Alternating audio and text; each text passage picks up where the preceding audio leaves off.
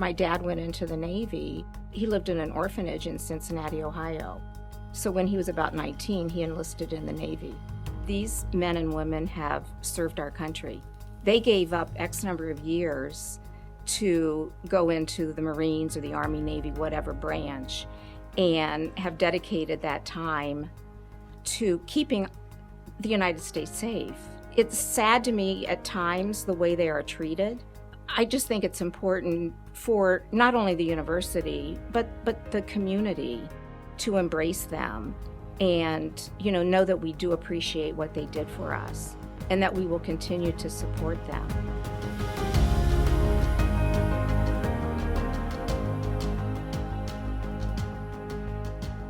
Debbie's father, Jack Liebert, he was a Navy veteran.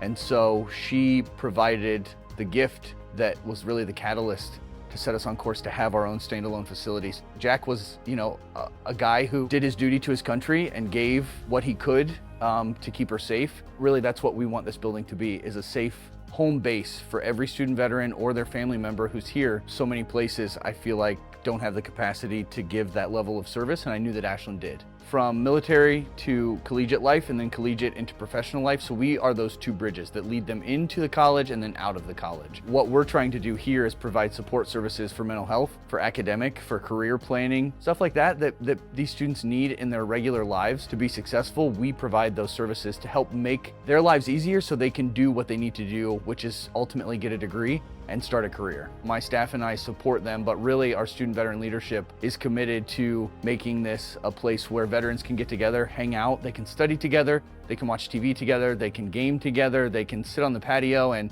have hot dogs and hamburgers together. We provide this kind of bastion of, camaraderie and fellowship. So if you ask a Marine if they are a former Marine or a Marine, they will tell you that you're always a Marine. For me, I took that mentality and I applied it to what we're doing. I'm not making a commitment to these students for 4 years. I'm not making a commitment as long as they have their GI Bill. I'm making a lifelong commitment to them to help support, advocate, and do what I can to help get them where they want to be. You worked very hard for your GI Bill. You sacrificed 4, 6, 10, 20 years of your life. That's your reward. And so you have one GI Bill to use. You can use it anywhere in the country. But at Ashland, you're gonna get more than just tuition and fees with that GI Bill. You're gonna get a network of fellow student veterans that you can share in that experience with. You're gonna get a team of professionals, my staff and I, who are gonna be with you. And all of those things, you're gonna have a whole crew of people who are just there to cheer you on and help you for the rest of your life. I live that promise, I make that promise openly that we're gonna be there with you for the long haul.